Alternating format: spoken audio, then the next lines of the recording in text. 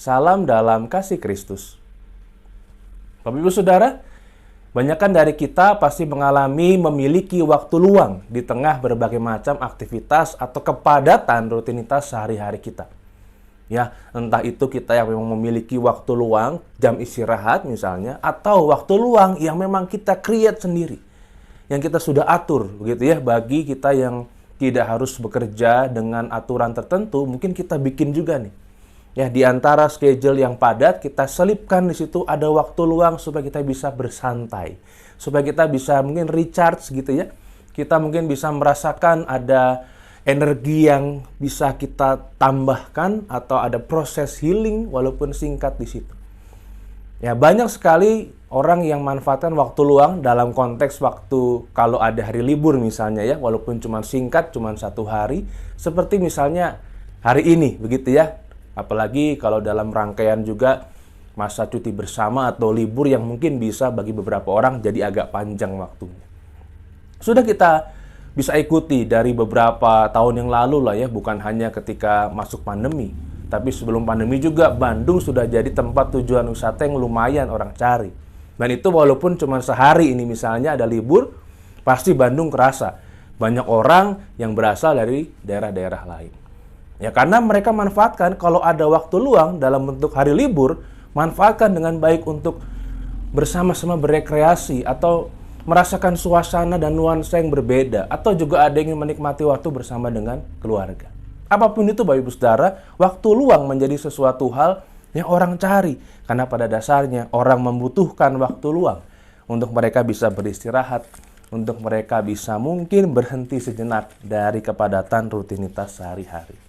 Nah, pertanyaan yang ingin saya sampaikan yang juga cukup penting adalah, apakah di tengah waktu luang atau waktu kosong atau waktu istirahat atau hari libur kita juga tidak lupa untuk memanfaatkan waktu luang tersebut untuk melakukan persekutuan pribadi dengan Tuhan. Atau yang biasanya kita kenal dengan istilah yang kita pakai yaitu saat teduh. Apakah di tengah waktu luang kita, saat teduh itu tetap kita lakukan, atau jangan-jangan kita ikut istirahat juga dari bersaat teduh. Saya mengajak kita untuk merenungkan firman Tuhan dari 1 Petrus pasal 4 ayat 7 bagian B. 1 Petrus 4 ayat 7b. Yang demikian bunyinya. Karena itu kuasailah dirimu dan jadilah tenang, supaya kamu dapat berdoa. Ya, mengapa kira-kira kalimat ini disampaikan? Karena kadangkala doa atau aktivitas doa yang kita lakukan hanya terkesan formalitas begitu ya, karena sudah otomatis, atau mungkin juga kadangkala kita doanya tuh terburu-buru, cepat-cepat karena mau cepat beres atau mau cepat-cepat beraktivitas. Jangan lupakan, karena saat teduh juga adalah sebuah bagian yang sangat penting untuk boleh kita lakukan terus di dalam khususnya rangkaian kegiatan kita. Tuhan memang menginginkan pasti kita benar-benar punya sebuah momentum yang khusus di dalam saat teduh kita dengan Tuhan yang tidak diganggu. Tapi Tuhan juga mengerti kadangkala kita punya aktivitas yang begitu menyibukkan kita. Aktivitas yang begitu padat.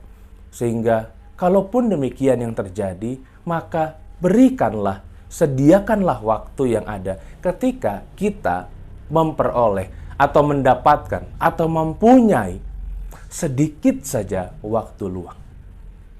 Sehingga kita merasakan, kita bisa punya sebuah momen di mana kita berhenti sejenak, kita bersekutu dengan Tuhan, kita merasakan, lalu mungkin kita juga bisa mendengarkan apa yang Tuhan ingin sampaikan pada kita.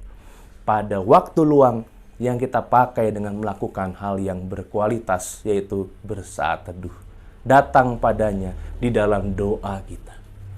Sehingga dengan doa yang sungguh-sungguh kita nyatakan kepada Tuhan sebagai sebuah bentuk persekutuan pribadi dengan Tuhan, akan boleh menjadi sebuah aktivitas yang sangat menyenangkan dan membangun diri kita.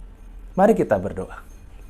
Ya Tuhan, kami bersyukur untuk segala sesuatu yang boleh terjadi dalam kehidupan kami, khususnya berbagai macam hal di mana Engkau terus berkarya bagi kami. Kami menyadari Tuhan bahwa seringkali aktivitas kami yang begitu banyak membuat kami mungkin melupakan persekutuan kami pribadi dengan Tuhan. Biarlah kami mulai membiasakan diri memanfaatkan waktu untuk bersaat teduh. Dan di saat teduh itu kami boleh benar-benar merasakan persekutuan dengan Tuhan. Sehingga kami boleh merasakan iman kami, bahkan hidup kami turut dibangun oleh Engkau. Terima kasih Tuhan, kami menyerahkan segala sesuatunya yang kami lakukan dalam kehidupan kami. Kami percaya Engkau menyertai dan memelihara kami. Dalam Kristus kami berdoa. Amin. Sebuah pujian untuk kita renungkan bersama. Tuhan Yesus memberkati.